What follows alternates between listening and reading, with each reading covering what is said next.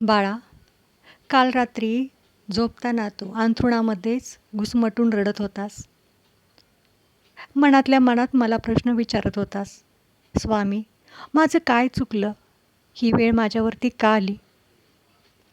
पण बाळा, मला तुझं दुःख पावलं नाही, म्हणून हा संदेश तुझ्यापर्यंत पोहोचवण्यासाठी आज आलो आहे. म्हणून हा व्हिडिओ शेवटपर्यंत बघ आणि चॅनलला सबस्क्राईब करायला विसरू नको. बाळा, तुला असं वाटतंय आता सगळंच संपलं, आता माझ्या हातात काहीच राहिलं नाही, सगळीकडे तुला अंधार वाटायला लागला, सगळ्या बाजूने तुझी निराशा होत आहे, किरण दिसत नाही. पण बाळा, असं काहीच नाही. ती तुझी वाईट वेळ होती. ती आयुष्यात तुझ्या येणारच होती. कारण प्रत्येकाच्या आयुष्यात असे चढ उतार येत असतात.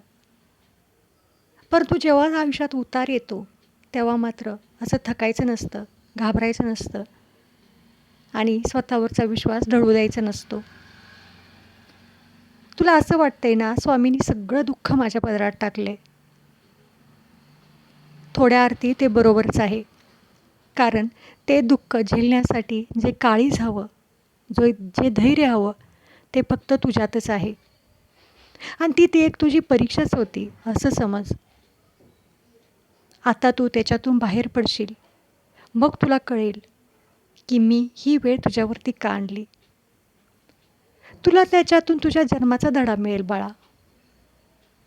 मग तू म्हणशील, स्वामी, तुम्ही जे केलं ते योग्यच होतं.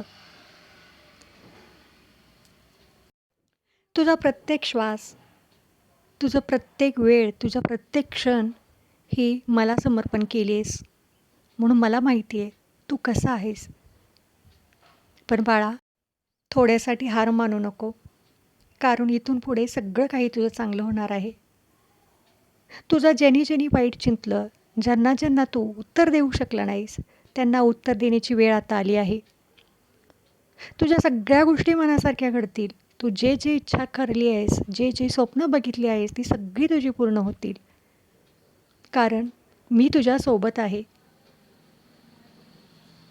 लोक तुला म्हणतील, आता याच्यातून कधीच बाहेर पडू शकणार नाहीस. तुझा आत्मविश्वास खचवतील, तुझ्यावरती दबाव आणतील.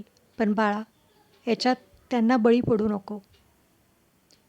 तू माझं नामस्मरण कर, माझ्यावरती विश्वास ठेव आणि हो, सगळ्यात महत्त्वाचं म्हणजे स्वतःवरती विश्वास ठेव. लोक काय रे, तू मोठा झालास, तुला यश मिळालं तरी देखील नकारार्थी बोलतील, आणि तुला निराशा आली, अपयश आलं तरी देखील नकारार्थी बोलतील. लोक दोन्ही बाजूनी तुला बोलतील. तू लोकांच्या बोलण्यात येऊ नको. आणि हो, ही वेळ कायमची नाही, याच्यातून तू देखील बाहेर पडशील आणि तुझ्या आयुष्याची नवीन पहाट तुझ्या आयुष्यात येईल. बाळा, थोड्यासाठी हार मानू नको. तुझा भाग्योदय जवळ आला आहे. कारण तू कर्म चांगलं केलं आहेस, प्रत्येक परिस्थितीत खंबीरपणे उभा राहिला आहेस. त्यामुळे आता इथून पुढे देखील तुझ्या आयुष्यात सगळं काही चांगलं होणार आहे. नशिबाने तुझ्या कष्टांनं तुला आनंद मिळणार आहे. चांगले दिवस तुझ्या आयुष्यात येणार आहेत. म्हणून बाळा, थोड्यासाठी हार मानू नको. चालत राहा आणि माझ्यावरती विश्वास ठेवून नामस्मरण करत राहा. तुला जेव्हा कधी वाटेल तेव्हा माझ्यासमोर बसून मला प्रश्न विचार. तुझं अंतर्मन तुला त्याचं उत्तर देईल. बाळा, प्रत्येक गोष्ट नशिबावरती सोपवायची नसते. आपल्या मनगटात ताकद असेल, आपल्या मनात इच्छाशक्ती असेल, तर सगळ्या गोष्टी आपल्याला शक्य होतात. आणि जेव्हा मी सोबत असेल तेव्हा तर कोणतीच गोष्ट अशक्य राहत नाही. म्हणूनच ना, अशक्य ही शक्य करतील स्वामी. म्हणून बाळा, उठ, प्रयत्न कर, नव्यानं सुरुवात कर. तुझं सगळं काही चांगलं होणार आहे. तुझ्या आयुष्याला नवीन दिशा मिळणार आहे. तुला स्वप्नात देखील वाटली नाहीत असे दिवस तुझ्या आयुष्यात येणार नाहीत. आनंदाची सगळीकडे उधळण होणार आहे. म्हणून बाळा, आता हरू नकोस, निराश होऊ नको आणि येणाऱ्या आनंदाला सामोरं जाण्यासाठी तयार राहा.